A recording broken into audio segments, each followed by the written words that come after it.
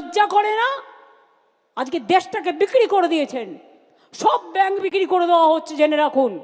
এরপর rail বেচবে, plane বেচে দিয়েছে, এয়ার ইন্ডিয়া বেচে দিয়েছে, ইন্স্যুরেন্স বেচে দিয়েছে 100% এফডিআই। আপনি ইন্স্যুরেন্স করবেন, টাকাটা পাবেন কি না আদৌ সন্দেহ আছে। ব্যাংক বেচে দিচ্ছে, এরপর রেলের পালা, টুকরো টুকরো করে বেচবে, তার পরিকল্পনাও তৈরি। দেশটাকে রসাতলে নিয়ে গিয়ে যারা দেশ চালাতে পারে না তারা দেশ দখল করবে, ভোটার লিস্টে কারচুপি করে আর এজেন্সি লাগিয়ে। দেখি এজেন্সির কত ক্ষমতা, এজেন্সির ক্ষমতা বড় না মানুষের ক্ষমতা বড়, এটা আমরা দেখতে চাই। তাই মনে রাখুন, ওই শিকল পড়াকে মনে রেখে কারার ওই লৌহ কপাট ভেঙে ফেল করলে লোপাট, রক্ত জমাট শিকল পূজার পাষাণ বেদি। মনে রাখবেন, নতুন করে গাইতে হবে, শিকল পড়ার ছল মোদের এই শিকল পড়ার চল, এই শিকল পড়েই শিকল তোদের করবো রে বিকল। আগামী দিন এর জন্য তৈরি থাকতে হবে, তৈরি থাকতে হবে রবীন্দ্রনাথ ঠাকুরের ভাষায় চিত্ত যেটা ভয় শূন্য, উচ্চ যেটা সুর। তৈরি থাকতে হবে রামকৃষ্ণের ভাষায় যত মত তত পথ, সর্বধর্ম সমন্বয়।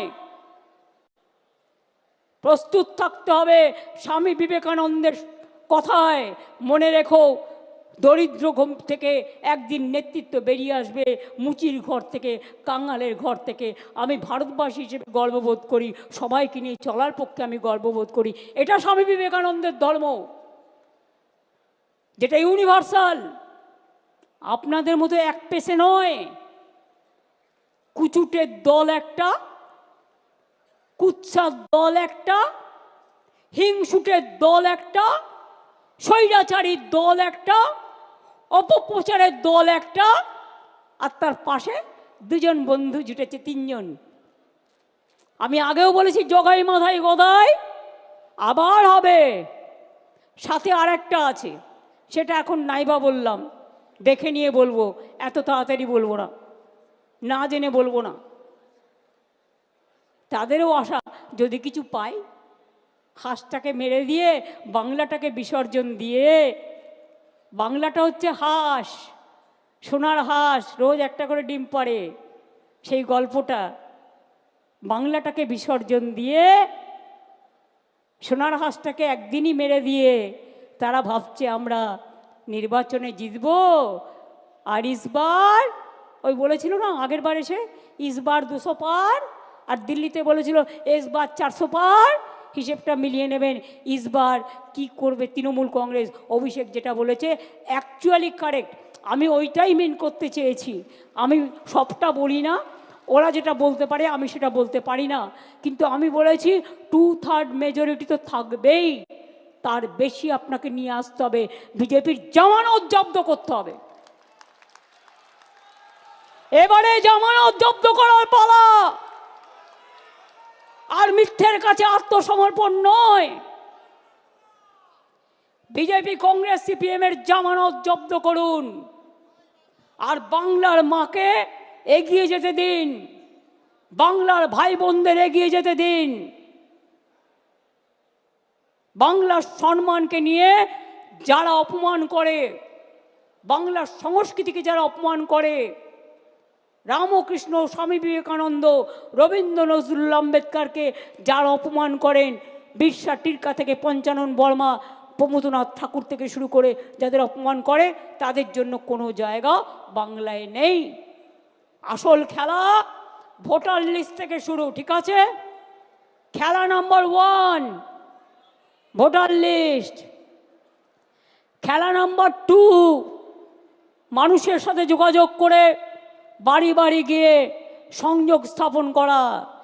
খেলা নাম্বার 3 সংগঠনকে শক্তিশালী করা, এলাকা এলাকায় কারা আসছে নজর রাখা, এলাকায় যাতে কোনো দুর্ঘটনা ঘটাতে না পারে, নানা রকম আমদানি রপ্তানি হচ্ছে সেটা যাতে না হয় নজর রাখা, কোনো দাঙ্গা যাতে না হয় নজর রাখা, সাম্প্রদায়িক সম্প্রীতি বজায় থাকে নজর রাখা, কোনো মানুষের উপর কোনো অত্যাচার না হয় নজর রাখা।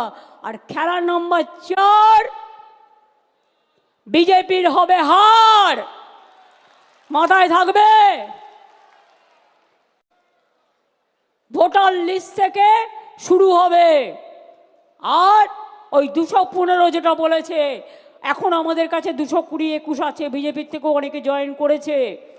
আমরা 215 পার করব, তারপরে কোনো কথা, তার থেকে বেশি হবে তো কম হবে না। এবারেও বিজেপি যে সিট পেয়েছে সেটা পেতে দিলে চলবে না। আর একটা নজর রাখবেন, যেখানে ওরা লোকসভায় যে অ্যাসেম্বলিগুলোতে একটু কম ভোটে হেরেছে, সেই অ্যাসেম্বলিগুলোতে এই ভোটগুলো বেশি করে ঢোকাবার চেষ্টা করছে। সেই অ্যাসেম্বলিগুলোতেও বেশি করে কেয়ার নেবেন। প্রত্যেকে যে প্রার্থী হবে সিম্বলিক কথা। আমি দেখছি ইদানিং 2-1টা নেতা হয়েছেন, নেতা কিনা আমি জানি না, হঠাৎ গজিয়ে তোলা। কেউ বলছেন আমি সিম্বল চিনি না বলে তার নেতার নাম বলছে। আবার কেউ কেউ বলছেন আমি তৃণমূল বুঝি না, আমি ওই দাদার রাজনীতি করি। মনে রাখবেন, আমি কিন্তু রোজ খুঁটিয়ে খুঁটিয়ে ফেসবুক দেখি, টুইটার দেখি, আর কে কি বলছেন, কে কি করছেন, সবটাই কিন্তু নজরে আমার থাকে। এদের জন্য নজর আমার থাকবে। প্রতীকটা না থাকলে আপনি এমএলএ হতেন না, আর প্রতীকটা না থাকলে আপনি কাউন্সিলরও হতেন না, প্রতীকটা না থাকলে আপনি গ্রাম সভায়ও যেতে পারতেন না, প্রতীকটা না থাকলে আপনি পঞ্চায়েতেও যেতে পারতেন না, জেলা পরিষদেও যেতে পারতেন না। প্রতীকটা মেন, এটা মাথায় রাখবেন। আপনার যদি কেউ নেতা হয় সেটা হচ্ছে জোড়া ফুল আর মামাটি মানুষ, আর অন্য কেউ নয়। আমরা সবাই আসুন কর্মী হিসেবে কাজ করি, বাংলায় আর একটা রাজনৈতিক যুদ্ধে আমরা অংশগ্রহণ করি, যেখানে যুদ্ধ নয় শান্তি চাই বাণী উঠবে, এবং বাংলার জাগরণ আরও ভালো করে উন্নয়নের সাথে উন্নয়নের পথে